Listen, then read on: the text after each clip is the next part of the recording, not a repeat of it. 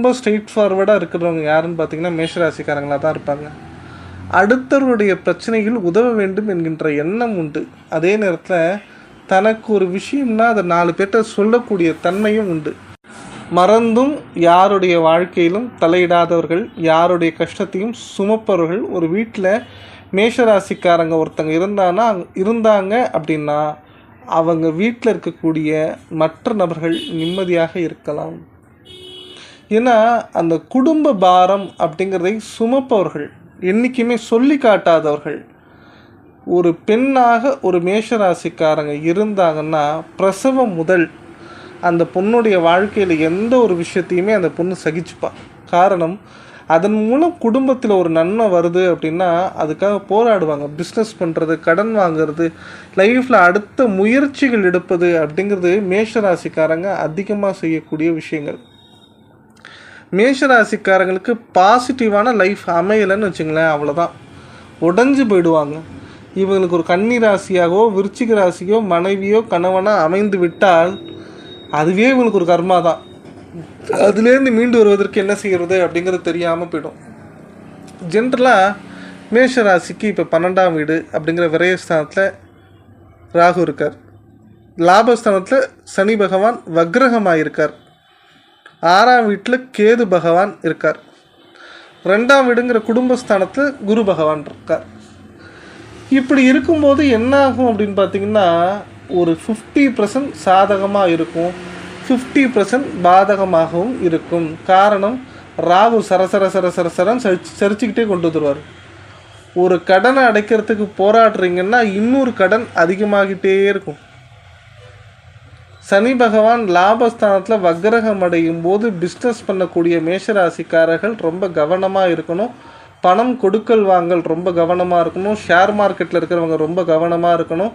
அதே மாதிரி உங்களுடைய எந்த தொழிலாக இருந்தாலும் சரி, நீங்கள் வட்டி தொழில் பண்ணுறதா இருந்தாலும் சரி, உங்கள் வாயால் நீங்கள் பிழைக்கிறீங்கனாலும் சரி, யோசித்து பேசணும். யாரிடமும் மெசேஜ் பண்ணும்போது ரொம்ப தெரிஞ்சவங்களாக இருந்தால் மெசேஜ் பண்ணுங்கள், தெரியாத நபர்களாக இருந்தால் யோசித்து பேசுங்க. மனதுக்கு வேண்டியதை மட்டும் பேசுங்க. வேண்டாத விஷயத்தை பேசி தேவையில்லாத ஒரு பிரச்சனையில் மாட்டிக்காதீங்க. உங்களுடைய நீண்ட நாள் கனவு நிறைவேறுவதற்கு இது ஒரு அற்புத காலம் அப்படிங்கிறது 50% தான். சரி, என்ன செய்யலாம்? எதனால் ஒரு ஜாதகம் அப்படிங்கிறது சுயமாக நல்ல தசாபுத்தி இருந்தும் குரு பகவான் 2ஆம் இடத்துல இருந்தும் ஏன் மேஷராசிக்காரங்களுக்கு கல்யாணம் நடக்கலை? நம்பர் 1. மேஷராசிக்காரங்க நிறையா நல்லது பண்ணும், ஏன் குழந்தை பிறக்கலை? நம்பர் 2. நாங்கள் ரொம்ப உண்மையாக உழைச்சி நேர்மையாக சம்பாதிச்சாலும் ஏன் எங்களால் கடன் கட்டுற மாதிரி சுச்சுவேஷன் அமையுது? நம்பர் 3. 4வது முக்கியமான விஷயம்தான் ரொம்ப விஷயம். என்னென்னா, நாங்கள் ஒரு நாள் கூட நிம்மதியாக இருந்ததா சரித்திரமே இல்லையே அப்படிங்கிறது தான் ஒரு பெரிய கொஸ்டின். இதற்கெல்லாம் ஒரு விடை வேணும் அப்படின்னு மேஷராசிக்காரங்க நிறையா பேர் என்கிட்ட கமெண்ட் பாக்ஸில் கமெண்ட் பண்ணியிருந்தாங்க. நான் இந்த வீடியோ போடுறதுக்கு காரணமே இந்த கமெண்ட் பாக்ஸில் கொஸ்டின் கேட்குறவங்களுக்கு பதில் சொல்லணும், அதுக்காகவே ஒரு வீடியோ போடணும் அப்படிங்கிறதுக்காக தான். ஸோ உங்களுக்கு மனசில் நிறையா விஷயங்கள் தோணும். நீங்கள் என்னோடய நம்பருக்கு கால் பண்ணி ஜாதகமும் பார்க்கலாம், இல்லை உங்களுக்கு டவுட்டு அப்படிங்கிறத கமெண்ட் பாக்ஸ்லேயும் கமெண்ட் பண்ணலாம். உங்களுக்காக கண்டிப்பாக நான் ஒரு வீடியோ போடுவேன். என்னை பொறுத்த வரைக்கும் பிரச்சனைகள் சொல்யூஷன் அப்படிங்கிறது வந்தாலே போதும், நீங்கள் நிம்மதியாக இருந்தாலே போதும், வேறு ஒன்றும் வேண்டாம். தொடர்ச்சியாக நிறைய வீடியோக்கள் உங்களுக்கு வரணும் அப்படின்னா என்னோடய சேனலை சப்ஸ்கிரைப் பண்ணி வச்சுக்கோங்க. கண்டிப்பாக அது உங்களுக்கு யூஸ்ஃபுல்லாக இருக்கும். இந்த வீடியோ பிடிச்சிருந்தால் லைக் பண்ணுங்கள், கமெண்ட் பண்ணுங்கள், உங்கள் நண்பர்கள் எல்லாருக்கும் ஷேர் பண்ணுங்கள். 3 விஷயங்கள். ஒரு ஜாதகத்தில் தோஷங்கள் அப்படிங்கிறது 3 வகைப்படும். 1, போன ஜென்மத்தில் நம்ம செஞ்ச கர்மா. போன ஜென்மத்தில் நம்ம ஏதாவது கர்மா செஞ்சுருப்போம், அது இந்த ஜென்மத்தில் இருந்திருக்கும். ஒருத்தங்களுக்கு கர்மா இருக்கா இல்லையாங்கிறது அவங்க சுயஜாதகத்தை பார்த்தாலே தெரிஞ்சிடும். 2வது கர்மா அப்படிங்கிறது தாய் தந்தையர்கள் முன்னோர்களுக்கு செய்த கர்மா. இப்போ உங்கள் அம்மா அப்பா இருக்காங்கன்னா அவங்க அம்மா அப்பாவை சரியாக பார்த்துக்காமல் இருக்கலாம். அப்படி இல்லைன்னா அவங்க அம்மா அப்பாவுக்கு திதிகள் கரெக்டாக கொடுக்காமல் இருக்கலாம். அதே நேரத்தில் அம்மா அப்பாவை மதிக்காமல் கூட இருந்திருக்கலாம். இதுவும் ஒரு கர்மா தான். கோவில் இருக்கிற இடத்த கட்டியிருக்கலாம், இடித்து கட்டியிருக்கலாம், ஒரு புத்து இடித்து கோவில் கட்டியிருக்கலாம், இல்லை கோவில் சொத்துக்களை வச்சு இவங்க வாழ்ந்திருக்கலாம், கோவில் இடத்துக்கு வாடகை கொடுக்காம கூட இருக்கலாம்.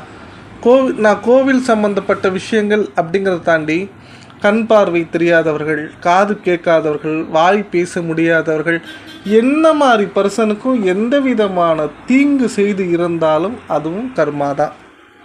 3வது வகை கர்மா. இது நம்ம செய்யக்கூடிய கர்மா. இப்போ ஒருத்தங்களை பற்றி தப்பாக பேசுதலும் கர்மா தான்.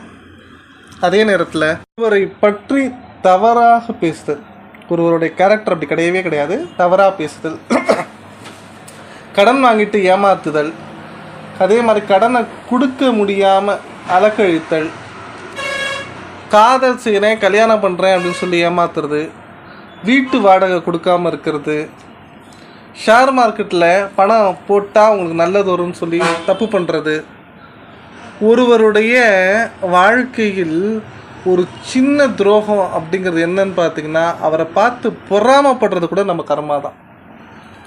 கர்மாக்களை பற்றி நிறையா சொல்லலாம்.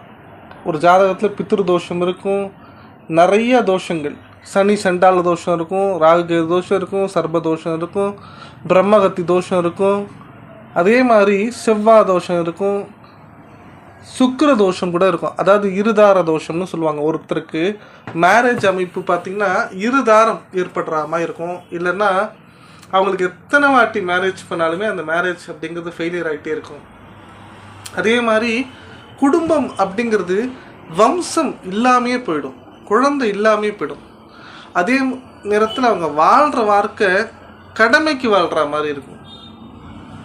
ஆணோ பெண்ணோ நீங்கள் எப்படி இருந்தாலும் சரி, உங்கள் பார்ட்னர் உங்கள் மேலே ஒரு அன்பு, ஒரு லவ் இருக்காது. நீங்கள் லவ் பண்ணவங்ககிட்ட கூட ஒரு சந்தோஷம் வந்திருக்கும், அவங்கள விட்டு பிரியும் போது கூட வருத்தப்பட்டு ஒரு மேரேஜ் பண்ணியிருப்பீங்க. ஆனால் இவங்களை ஒரு நாள் பிரிஞ்சால் கூட அதுக்கான ஒரு சின்ன சுவடு கூட இருக்காது. இதுவும் ஒரு கர்மா தான். இந்த கர்மா நமக்கு சந்தோஷத்தை கொடுக்கவே கொடுக்காது. நம்மளை எவ்வளோக்குள்ள மன அழுத்தம் கஷ்டப்படுத்த முடியுமோ அவ்வளோ தூரம் பண்ணும். இதற்கெல்லாம் ஒரு சொல்யூஷன், ஒரு நிவர்த்தி அப்படிங்கிறது கண்டிப்பாக தேவை. ஏன்னா நிறைய ஜாதகம் பார்க்குறோம், நிறைய பேர் ராசி பலன்கள் கேட்குறீங்க, இன்னும் சில பேர் அந்த பெயர்ச்சிகள் சாதகமாக இருக்குதுன்னு நம்புறீங்க. இது எல்லாமே இருந்தும் ஒரு 10லேருந்து 20% தான் வேரியேஷன் ஆகிருக்கு. எனக்கு குரு பயிற்சி நடந்து ஒரு 20லேருந்து 30% தான் நல்லா இருக்குது. ஆனால் பெரிய அளவில் நான் சந்தோஷமாக இல்லை, ஏதோ ஒரு மன வருத்தம் எனக்கு இருக்குது அப்படின்னு நினைக்கிறவங்களுக்கு இந்த வீடியோ கண்டிப்பாக யூஸ்ஃபுல்லாக இருக்குங்க. இந்த வீடியோ படி நீங்கள் செயல்பட்டால் உங்கள் வாழ்க்கை உங்களுக்கு 100% சந்தோஷத்தை கொடுக்கும் அப்படின்னு என்னால் சொல்ல முடியும். முதல் விஷயம், உங்கள் சுய ஜாதகத்தை எடுத்துக்கோங்க. உங்களுக்கு என்ன தசா புத்தியாக இருந்தாலும் பரவாயில்ல, அஷ்டமாதிபதி தசை, அஷ்டமாதிபதி புத்தியாக இருந்தாலும் சரி, இல்லை 6ஆம் அதிபதி புத்தி, 6ஆம் அதிபதி தசையாக இருந்தாலும் பரவாயில்ல, உங்களுடைய லக்னம் என்னன்னு பாருங்கள். எக்ஸாம்பிள், நீங்கள் மேஷராசி, உங்களுக்கு கடக லக்னம் அப்படின்னா இரவு நேரத்தில் குரு வழிபாடு பண்ணுங்கள். இன்னும் திட்டை போயிட்டு வாங்க, இல்லை ஆலங்குடி போயிட்டு வாங்க, இல்லை உங்களுக்கு பக்கத்தில் இருக்கக்கூடிய நவகிரக கோவிலில் குரு வழிபாடு பண்ணுங்கள். வியாழக்கிழமை இரவு நேரத்தில் பண்ணுறது ஒவ்வொரு மேசராசிக்காரங்களுக்கும் கடக லக்னத்தில் உள்ளவங்களுக்கு ரொம்ப சிறப்பானதாகவும் பெஸ்ட்டாக இருக்கும். அதை தாண்டி நீங்கள் இன்னொரு விஷயம் என்ன செய்யணும்னா, பௌர்ணமி அன்று இரவு நேரத்தில் குலதெய்வ வழிபாடு செய்வது ரொம்ப ரொம்ப நல்லது. அது இன்னமும் உங்களுடைய வாழ்க்கையில் இருக்கக்கூடிய அனைத்து விதமான கர்மாக்களையும் குறைக்கும். குலதெய்வம் அப்படிங்கிறது இல்லாமல் இஷ்ட தெய்வத்தையும் வணங்குங்கள். இதை 3 செஞ்சு பாருங்கள், உங்களுக்கு ஒரு பெரிய சேஞ்ச், ஒரு பெரிய பிரேக், ஒரு பெரிய பாசிட்டிவிட்டி கண்டிப்பாக கிடைக்குங்க.